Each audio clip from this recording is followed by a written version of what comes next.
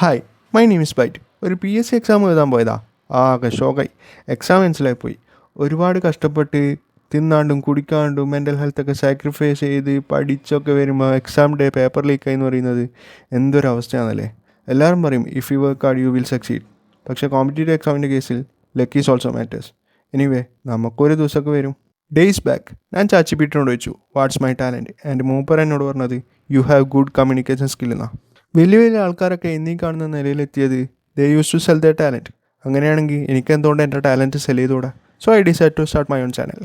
സാധാരണ ഫുഡ് ബ്ലോഗേഴ്സൊക്കെ ചെയ്യുന്ന പോലെ ടേംസൊക്കെ ഉപയോഗിച്ച് like tender, juicy, creamy, chewy, fluffy ഒന്നും ഞാൻ യൂസ് ചെയ്യുന്നില്ല.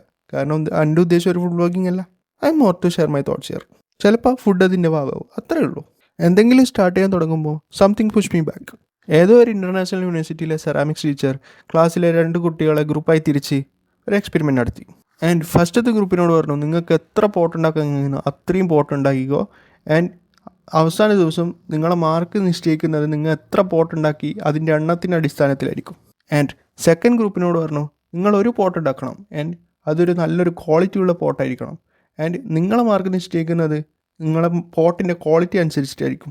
അങ്ങനെ ഇവാലുവേഷൻ ഡേ വന്നു. ആദ്യത്തെ ഗ്രൂപ്പ് ഒരുപാട് പോട്ടുണ്ടാക്കി.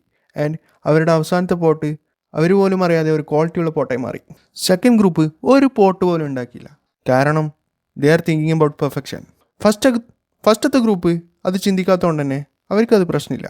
ഞാൻ യൂട്യൂബ് ചാനൽ തുടങ്ങാൻ പോകുമ്പോൾ ഒരുപാട് ക്വസ്റ്റ്യൻസ് എൻ്റെ മൈൻഡിലുണ്ടായിരുന്നു. എനിക്കൊരു നല്ല കണ്ടൻറ് ഉണ്ടാവുമോ, എനിക്ക് നല്ല ക്വാളിറ്റി ഉണ്ടാവുമോ, ആൻഡ് എനിക്കൊരു വീഡിയോ പോലും എഡിറ്റ് ചെയ്യാൻ അറിയില്ല, ക്യാമറ ഫോക്കസ് ചെയ്യാൻ അറിയില്ല. കാരണം ഇതെല്ലാം തന്നെ ഒരു പെർഫെക്ഷൻ മൈൻഡ് സെറ്റിൽ നിന്നാണ് വരുന്നത്. സോ അങ്ങനെയുള്ള ചിന്തയൊന്നും വേണ്ട. നിങ്ങൾക്ക് എന്ത് തുടങ്ങാൻ നിങ്ങൾ ചിന്തിക്കുന്നോ അത് നിങ്ങൾ സ്റ്റാർട്ട് ചെയ്യുക. Just start the process